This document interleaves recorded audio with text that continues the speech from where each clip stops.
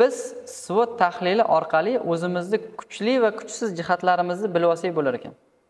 Har kimda o'ziga yarasha kuchli tomonlari bor va o'ziga yarasha kuchsiz tomonlari bor.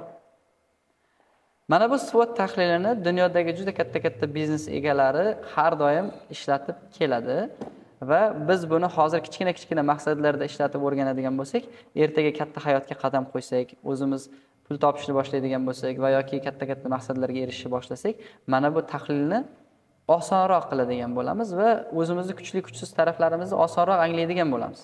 O'shaning uchun ham hozir buni sizlarga tushuntirib beraman nimaligini va uyga vazifa beraman. SWOT tahlili bo'yicha ham menga bir zo'r ish qilib kelasizlar. Dars oxirida tushuntiraman. SWOT so'zi ham bolalar, abbreviation. O'zi bugun faqat abbreviationlar haqida gaplashyapmiz. Smart strategiyasi haqida gaplashdik, bu abbreviation. Bundan keyin LEAF haqida gaplashdik, bu ham abbreviation. Endi SWOT ga kelyapmiz. Bu ham aynan abbreviation, ya'ni abbreviatoriya ekan. Va har bitta harfi bittadan ma'noni anglatar ekan.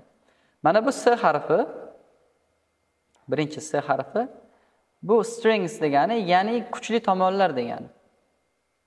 Har kimda aytdim, o'ziga yarasha kuchli tomonlar bor dedim va mana bu ikkinchi harf V harfi bu weaknesses, ya'ni kuchsiz tomonlar degani. O'ziga yarasha kuchsiz tomonlar bor. Boyagi smart strategiyasi bo'yicha qo'ygan maqsadlaringizni SWOT tahliliga solasiz. Boya nimani maqsad qildik? Tashmiga o'qishga kirish maqsad qildikmi? Endi ana shu tashmiga o'qishga kirish maqsadimizni SWOT tahlil qilamiz. Sizda tashmiga o'qishga kirish uchun qanaqa kuchli tomonlar bor? Ana shu kuchli tomonlarni yozamiz. Aytaylik, sizda yetarli vaqt bor. Yetarli vaqt. Chunki imtihonga topshirishingizga hali 1 yil bor. 3 oy, 2 oy qolib bir vaqt tig'iz bo'lib qolgani yo'q. Yana qanaqa sizda kuchli tomonlar bor? Aytaylik, sizda o'sha tashmiga kirish uchun o'qish kerak bo'lgan fanlarga uzoq muddat qatnashish uchun pul bor. Ya'ni repetitorga qatnashish uchun pul bor. Yetarli mablag' bor.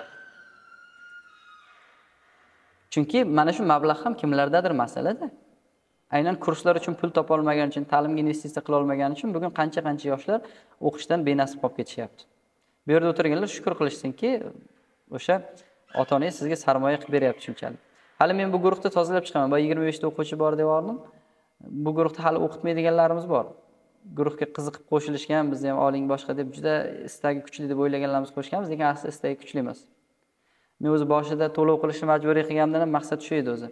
Haqiqatda o'qishga himmati bor, o'qiyman deb niyat qilganlar qo'shilishi uchun, bekorchilar qo'shilib qolmasligi uchun to'lovni oldindan qilgan. Keyinroq qilsak ham bo'lardi bo'lmasa. Lekin ba'zilar keyinroq to'lov qilib beramiz, qo'shilib darsni eshitib turaveraylik deb deganlar bo'ldi va ishtiyoqi kuchliligini men hisobga olib guruhga qo'shdim va mana shu ko'pchiligi guruhdan chiqib ketar ekan baribir. Chunki nimaga deganda xohish u qadar kuchli emas. To'g'ri, bu yerda o'tirganlar ichida xohishi kuchlilar bor va ular oxirigacha qolishadi. Xohishingiz kuchli bo'lgancha ham darsda o'tiribsiz. Hozir darsda bir 10 ga yaqin bola qatnashmayapti. Siz qatnashyapsizmi? Bu sizdagi o'sha ishtiyoqdan bo'ladi. Mana bu ham sizning bitta kuchli tomoningiz bo'lishi mumkin ekan. Xo'p, yana qanaqa? Xo'p, dars qilish uchun bo'sh vaqt bor. Sizda plus 1 yil vaqtingiz bor edi, lekin sizda bo'sh vaqtingiz ham bor. Bo'sh vaqt. Chunki shu bo'sh vaqt ham kimlardadir yo'q. Kimlardir magazinda turadi, kimlardir qanaqadir ishlari bor, o'zlarining dehqonchiligi bor, ota-onasiga yordam berish kerak. Uy ishlari bor, o'shalarga band bo'lib qolgan, ta'lim uchun, o'qish uchun vaqt ajrata olmaydi. Mana hozir ham kirmayapti-ku darsimizga, nimalardir bahona qilishib. Lekin sizda shu bo'sh vaqt bor ekanki, bu ham sizning bitta kuchli tomoningiz. Demak, ana shu nimaiki kuchli tomonlar bo'lsa, bu yoziladi. Endi kuchsiz tomonlar ham bor. O'ziga yarasha. Qanaqa kuchsiz tomonlaringiz bo'lishi mumkin? Aytaylik, siz dangasa bo'lishingiz mumkin. Siz dangasa bo'lishingiz mumkin. Xo'p, siz sal uyquchiroq bo'lishingiz mumkin. Vaqtingiz bor, lekin telefonga mukkangizdan ketgan bo'lishingiz mumkin. Telefon ko'p o'ynash. Bu ham sizning bitta minus tarafingiz. Chunki o'sha kuniga 7-8 soatdan o'rtacha bolalar bugun telefon ishlatyapti. Men ko'rganim, hozir menga yordam berib turgan inson 12 soatlab telefon ishlatgan ko'rganman men vaqtida. O'sha vaqtimiz telefonga ketib qolyapti. Agar o'sha telefonga ajratgan vaqtda shuna kitobga yo'naltirsak, bilasizmi, bir kunda 200 betlab kitob o'qisa bo'ladi 12 soat ichida. O'sha ham bizni bitta minus tomonimiz. Ana shunday kuchsiz taraflaringizni inobatga olib chiqasiz. Endi asosiy qismiga keldik. Har qanday kuchli tomon o'ziga yarasha opportunities, ya'ni imkoniyatlar yaratadi. Har qanday kuchsiz tomonlar o'ziga yarasha xavflarni yuzaga keltiradi. Mana S harfi kuchli tomonlarida, V harfi kuchsiz tomonlarida. O harfi esa opportunities degani, ya'ni bu imkoniyat degani. Mana bu. Threats degani bu xavf degani. Demak, kuchli tomonlaringiz sizda yangi imkoniyatlarni yuzaga keltiradi, kuchsiz tomonlaringiz esa o'ziga yarasha xavflarni yuzaga keltiradi. Xavflarni, imkoniyatlarni yozib chiqamiz. Demak, sizda bo'sh vaqtni borligi ko'proq dars qilish imkoniyatini beradi. Ko'proq dars qilish imkoniyati. Mana men yozyapman, e'tibor beryapsizlar. Yana sizda yetarli pul borligi uzoq muddat repetitorga qatnash imkoniyatini beradi. Uzoq muddat repetitor. Xo'p, yana sizda 1 yilga yaqin muddat borligi yuqoriroq ball olishingizga xizmat qilib beradi. Ko'proq o'qisangiz yuqori ball olasiz degan. Yuqori ball olish imkoniyati. Ana. Endi mana bu kuchsiz tomonlarimiz, dangasaligimiz, uyquchiligimiz, ko'proq telefon o'ynashimiz bizda o'ziga yarasha xavflarni yuzaga keltiradi. Qanaqa xavflar? Dangasaligingiz sababidan siz kursdagi birga qatnayotgan o'rtoqlaringizdan orqada qolib ketishingiz mumkin. Orqada qolding degani orqada qolib ketish xavfi bor. Orqada qolib ketding degani sen u kursdan chiqib ketasan degani. Chunki siz o'sha biologiya o'qiyotganmisiz, biologiyadan kursga bordingiz, o'rtoqlaringiz 8-sinf kitobiga o'tganda siz hali 6-sinfda yurishingiz dangasaligingiz sababidan o'sha o'rtoqlaringizdan orqada qolding degani va sen guruhdan chiqib ketasan yaqin kunlarda degani. Bu bitta xavf bo'ladi. Endi sizning uyquchiligingiz o'z vaqtida darslarni qilmaslikka bu ham beradi. Xuddi mana shu orqada qolib ketish xavfiga bu ham aloqador ekan. Ko'p telefon o'ynash, yana ko'p telefon o'ynash vaqtni behuda sarflash bo'ladi. Vaqtni behuda sarflashga olib keladi va bu narsalar, mana bu xavflar sizda fail bo'lish, ya'ni 1 yil ichida boyagi smart strategiyasidagi maqsadga mikrofoningizni o'chirib qo'ying. Nima aytgandik? Xavflarda qoldikmi? Mana bu xavflar sizni maqsadga erishmasligingizga sababchi bo'lib qolishi ham mumkin ekan. Endi mana shu tahlil tayyor bo'ldi. Sizda bitta smart maqsadingizning yonida bitta tahlil ham bor.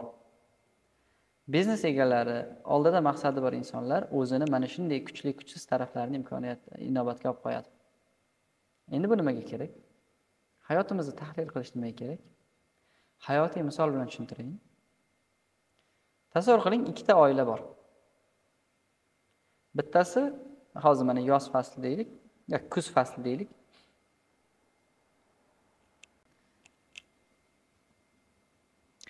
Bir oila ob-havo ma'lumotlarini, ehtimoliy prognozlarni tinglab, bu yil qish qattiqroq kelishi haqidagi bir xulosani oldi.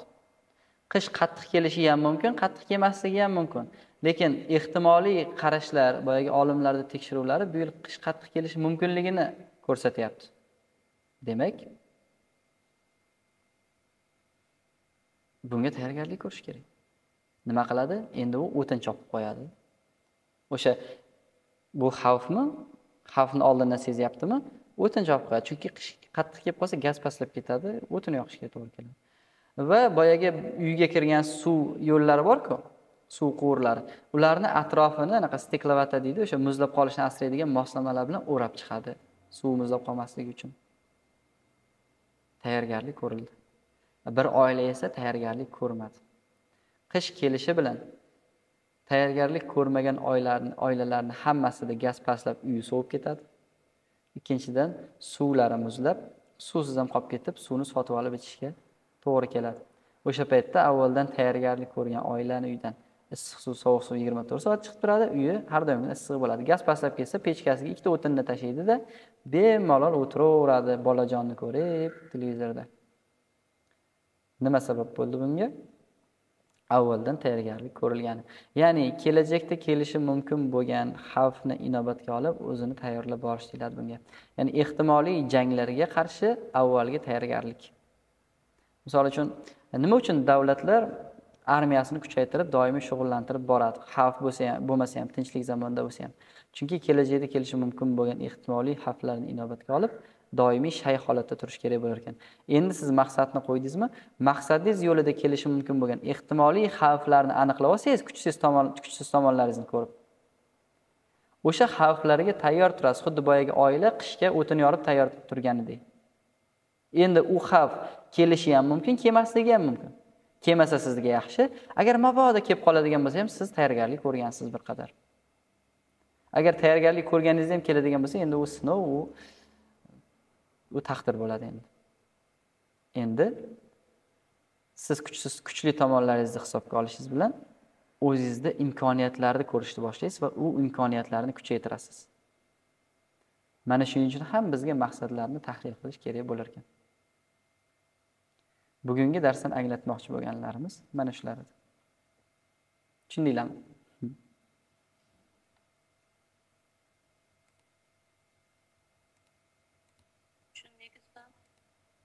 Endi